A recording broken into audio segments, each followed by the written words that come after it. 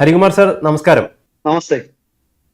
Hypersonic missile, supersonic missile, ഇതിനൊക്കെ പ്രതിരോധിക്കുക, തടുക്കുക എന്ന് പറയുന്നത് വലിയ ബുദ്ധിമുട്ടേറിയ ഒരു സംഗതിയാണ്. അത്തരത്തിലുള്ള ടെക്നോളജികൾ അധികമൊന്നും ഒരു രാജ്യവും ഉണ്ടാക്കിയിട്ടില്ല എന്നാണ് നമുക്ക് അറിയാൻ കഴിയുന്ന ഒരു കാര്യം. പക്ഷേ ഈ ഹൈപ്പർസോണിക് മിസൈലിനെ തടുക്കാൻ പറ്റുന്ന ഒരു മിസൈൽ പ്രതിരോധ സംവിധാനം ഇന്ത്യ ഇപ്പം ഡെവലപ്പ് ചെയ്തുകൊണ്ടിരിക്കുകയാണെന്നുള്ള റിപ്പോർട്ടുകൾ പുറത്തു വരികയാണ്. എന്താണ് ഇതിന്റെ കൂടുതൽ വിശദാംശങ്ങൾ? ഹൈപ്പർസോണിക് സൂപ്പർസോണിക് മിസൈലുകൾ പോലും ഇന്ന് ലോകത്തിൽ വളരെ കുറച്ച് രാജ്യങ്ങളുടെ കൈവശങ്ങളുള്ളൂ. ഇപ്പൊ ഞാനൊരു ഉദാഹരണം പറഞ്ഞാൽ, സൂപ്പർസോണിക് മിസൈലായ ബ്രഹ്മോസ് അത്തരത്തിലൊരു മിസൈല് ഓപ്പറേഷനിലായിട്ട് വളരെ കുറച്ച് ഇന്ത്യക്കും റഷ്യക്കും മാത്രമേ യഥാർത്ഥത്തിലുള്ളൂ. അമേരിക്ക പോലും അത്തരം ഒരു മിസൈല് സാധാരണ യുദ്ധത്തിൽ ഇതുവരെ പ്രയോഗിച്ചിട്ടില്ല. ഈ പലരും ചുമ്മാ ഇറാന് ഹൈപ്പർസോണിക് മിസൈൽ ഉണ്ടെന്നൊക്കെ പറയുന്നത് അത് ചുമ്മാ വെടിയടിക്കുന്നതാണ്. അതെന്താന്ന് വെച്ചാൽ, ഏതൊരു ബാലിസ്റ്റിക് മിസൈലും അതിന്റെ ടെർമിനൽ ഫേസിൽ ഹൈപ്പർസോണിക് സ്പീഡ് അച്ചീവ് ചെയ്യും. അപ്പൊ അതുകൊണ്ട് അതിന് ഹൈപ്പർസോണിക് ബാലിസ്റ്റിക് മിസൈൽ, പക്ഷെ അതല്ല ഹൈപ്പർസോണിക് മിസൈൽ. അപ്പൊ ആ ഹൈപ്പർസോണിക് മിസൈൽ യഥാർത്ഥത്തിൽ ഉണ്ടാക്കിയിട്ടുള്ള ഇന്ത്യ, ചൈന, റഷ്യ, US ഇതുവരെ ഉണ്ടാക്കിയിട്ടില്ല. അപ്പോ ഈ മിസൈൽ പോലും ഉണ്ടാക്കിയിട്ടില്ല. അപ്പോഴാണോ പിന്നെ അതിനെ തടുക്കുന്ന വേറൊരു മിസൈൽ? ലോകത്ത് ഒരു രാജ്യവും ഉണ്ടാക്കിയിട്ടില്ല. അത്തരം ഒരു മിസൈൽ പ്രതിരോധ സംവിധാനം, അല്ലെങ്കിൽ അത്തരം ഒരു ഇന്റർസെപ്റ്റർ മിസൈല് ഇന്ത്യയുടെ ഈ ബാലിസ്റ്റിക് മിസൈൽ ഡിഫൻസ് 3യുടെ ഭാഗമായിട്ട് ഇപ്പോ പണിപ്പുരയിലാണ്. അതിന്റെ പല പരീക്ഷണങ്ങളും വിജയിച്ചു കഴിഞ്ഞു. ലോകം ഇതുവരെ കണ്ടിട്ടില്ലാത്ത ഒരു ടെക്നോളജി ആയിരിക്കും നമ്മൾ ഇപ്പൊ അവതരിപ്പിക്കാൻ പോകുന്നത്. ആ ടെക്നോളജി, ആ മിസൈലിന്റെ, ഇന്റർസെപ്റ്റർ മിസൈലിന്റെ പേരിട്ടിരിക്കുന്നത് ADAH എന്ന, ശരിയായ പേര് പോലും വന്നിട്ടില്ല. അതുപോലെ തന്നെ ഈ ബാലിസ്റ്റിക് മിസൈലുകളോട് ഘടിപ്പിച്ചിട്ടുള്ള multiple independently targetable re entry vehicle എന്ന പേരിലുള്ള, അതായത് MIRV എന്ന ചുരുക്ക പേരിലുള്ള വാർഹെഡുകളെ, അതിനെയും പ്രതിരോധിക്കാനുള്ള ഒരു സംവിധാനം ഇന്ത്യയുടെ പണിപ്പുരയിലാണ്. അതിന് ADAM എന്നാണ്. ഹൈപ്പർസോണിക് മിസൈലിനെ പ്രതിരോധിക്കുന്ന ADAH ആണ്. അപ്പൊ ആ ADAH ലോകത്ത് ആദ്യമായിട്ടുള്ള ഒരു ടെക്നോളജിയാണ്.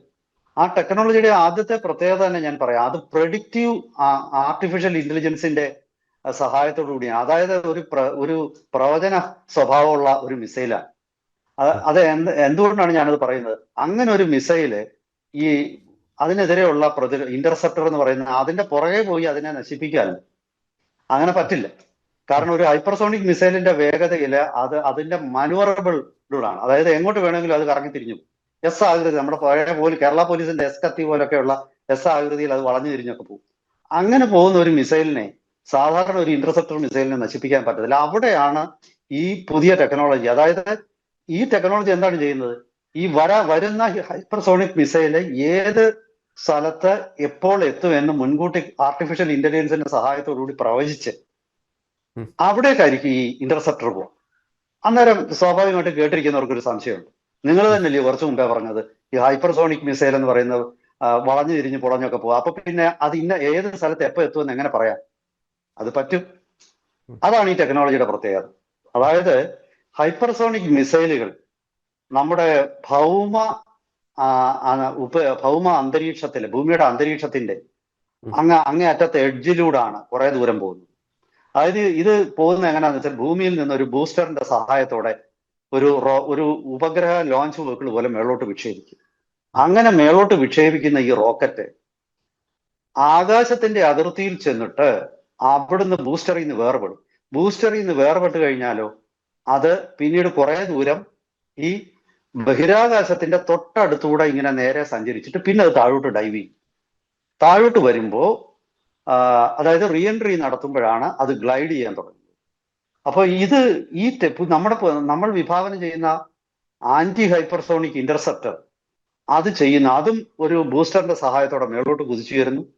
ഭൂമിയുടെ ഏതാണ്ട് അന്തരീക്ഷത്തിന്റെ ബഹിരാകാശത്തിന്റെ അടുത്തെത്തുമ്പോഴേക്കും അത് ബൂസ്റ്ററിൽ നിന്ന് വേർപെട്ടിട്ട് അത് ഈ ഒരു പ്രത്യേക സ്ഥലത്തേക്ക് എത്തും.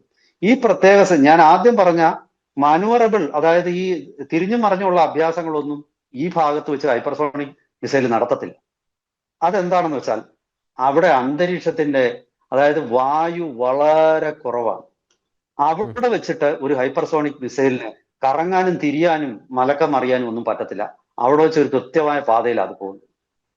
അപ്പൊ അതുകൊണ്ട് തന്നെ ഇത് പ്രഡിക്റ്റ് ചെയ്യും. എങ്ങനെ പ്രഡിക്റ്റ് ചെയ്യുന്നു? Artificial intelligence. എങ്ങനെ ആർട്ടിഫിഷ്യൽ ഇന്റലിജൻസ് പ്രൊഡിക്റ്റ് ചെയ്യുന്നു? അത് ഓപ്റ്റോ ഇലക്ട്രിക്കൽ റഡാർ, ഓപ്റ്റോ റഡാറുകളുടെ ഓപ്റ്റിക്കൽ ആൻഡ് റഡാറുകളുടെ അടിസ്ഥാനത്തില്, അതുപോലെ ഇൻഫ്രാറെഡ് സെൻസേഴ്സും ഉണ്ട്. ഇങ്ങനെ രണ്ട് സാധനങ്ങൾ.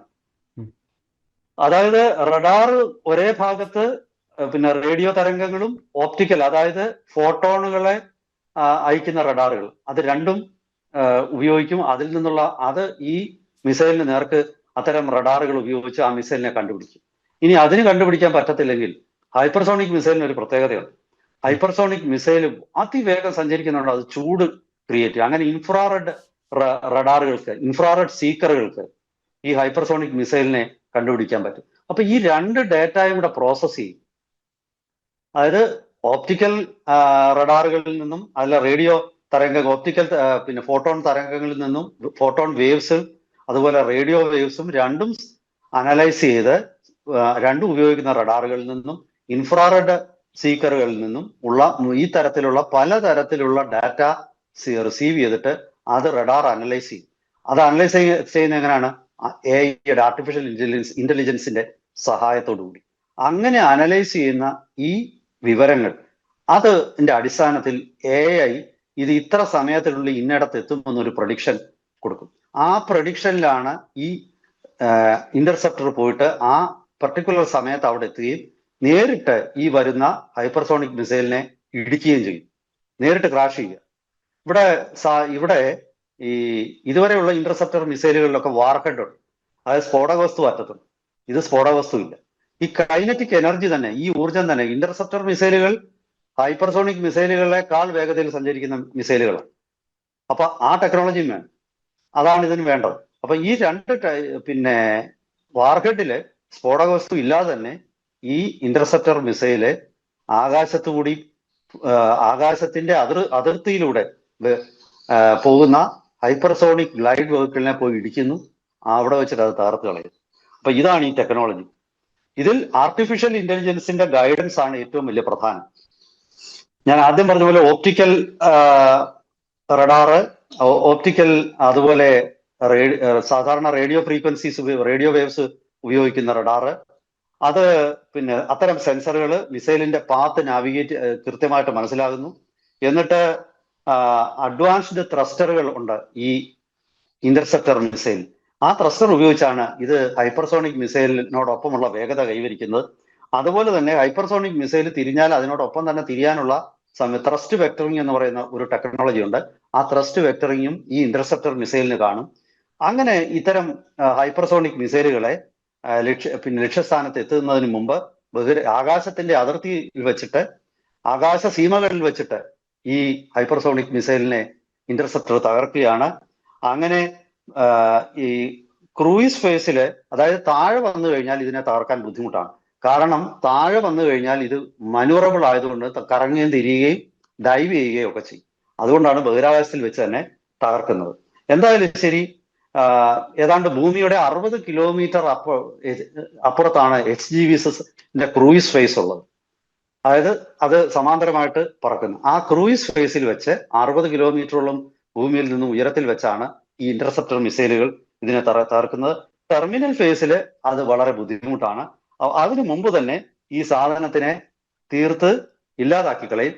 എന്തായാലും ശരി, ഇതൊരു വലിയ നേട്ടമാണ് ഇന്ത്യയെ സംബന്ധിച്ചിടത്തോളം. കാരണം പണ്ടൊക്കെ ഇന്ത്യയുടെ ഒരു പ്രത്യേകത എന്ന് പറയുന്നത്, ഇന്ത്യ അമേരിക്കയുടെയും റഷ്യയുടെയും ഒക്കെ ടെക്നോളജി, പിന്നെ ചൈനയുടെയും ടെക്നോളജി അവർ ഓപ്പറേഷനിലാക്കി ഒരു 15-20 വർഷം കഴിഞ്ഞതിന് ശേഷം നമുക്കത് കൈവശം വരും. അത് എപ്പോഴും അമേരിക്കയും റഷ്യയും ഒക്കെ നമ്മളെക്കാൾ വളരെ മുന്നിലാണ്. പക്ഷെ ഇപ്പൊ അങ്ങനല്ല. ഈ ഹൈപ്പർസോണിക് മിസൈലിന്റെ കാര്യത്തിൽ നമ്മളെല്ലാ തോളോട് തോളാണ്. നമ്മൾ വികസിപ്പിച്ചെടുത്ത, തദ്ദേശീയമായിട്ട് വികസിപ്പിച്ചെടുത്ത സ്ക്രാംജെറ്റ് എഞ്ചിൻ, അത് നമ്മൾ കുറെ നാൾ മുമ്പ് നമ്മൾ തന്നെ ചർച്ച ചെയ്യാണ്. 20 മിനിറ്റിലധികം തുടർച്ചയായിട്ട് അത് പ്രവർത്തിപ്പിച്ച് 22 മിനിറ്റോളം. അത്രയും സമയം US-ന്റെ സ്ക്രാംജെറ്റ് എഞ്ചിൻ പോലും ഗ്രൗണ്ട് ടെസ്റ്റിൽ അത്രയും സമയം പ്രവർത്തിച്ചിട്ടില്ല. നമ്മൾ അത് മാത്രമല്ല, നമ്മൾ റിയൽ മിസൈലിൽ അത് വെച്ചിട്ട് ലോങ് റേഞ്ച് പിന്നെ ആന്റി ഷിപ്പ് ഹൈപ്പർസോണിക് മിസൈൽ നമ്മൾ പരീക്ഷിച്ചു. 1500 കിലോമീറ്റർ റേഞ്ചുള്ള ആ മിസൈൽ ഇന്ന് നമ്മുടെ കയ്യിലുണ്ട്. അത് 1-2 പരീക്ഷണങ്ങളൂടെ നടക്കണം. ഫുള്ളി ഓപ്പറേഷനിലാവണമെങ്കിൽ. പക്ഷെ എന്നിട്ട് പോലും ഇന്ത്യ ഇപ്പോൾ അത് അതിന്റെ കുറെ അത്തരം മിസൈലുകൾ നമ്മൾ ഉൽപ്പാദിപ്പിച്ചു കഴിഞ്ഞിരിക്കുന്നു. അപ്പൊ ചുരുക്കി പറഞ്ഞാൽ മറ്റു പലരും മനസ്സിൽ കാണുമ്പോൾ നമ്മൾ മരത്തെ തന്നെ കണ്ടു കഴിഞ്ഞു. അതാണ് എന്തായാലും ശരി, ഇതൊരു വലിയ നേട്ടമാണ്. വരുന്ന ദിവസങ്ങളിൽ മിസൈലിന്റെ കാര്യത്തിൽ ഒരു സൂചനയും കൂടെ നൽകിയിട്ട് നമുക്ക് ഈ ചർച്ച വൈൻഡപ്പ് ചെയ്യാം. വരുന്ന ദിവസങ്ങളിൽ നമുക്ക് ലോകം ഇതുവരെ കണ്ടിട്ടില്ലാത്ത ടെക്നോളജി ഉള്ള മിസൈലുകൾ ഇന്ത്യ വിക്ഷേപിക്കുമെന്ന DRDOയുടെ മുൻ ഡയറക്ടർ ജനറൽ ഈ കഴിഞ്ഞ ദിവസം പ്രസ്താവിച്ചിരുന്നു. അദ്ദേഹം അതിന്റെ വിശദാംശങ്ങൾ കൊടുത്തിട്ടില്ല. അത് നമുക്ക് വേറൊരു ചർച്ചയായിട്ട് വീണ്ടും ചെയ്യാം. ഒരിക്കൽ കൂടി എല്ലാവർക്കും നമസ്കാരം പറഞ്ഞുകൊണ്ട് വീണ്ടും പുതിയ വാർത്തകളുമായിട്ട് നിങ്ങളുടെ മുന്നിലേക്ക് എത്താം.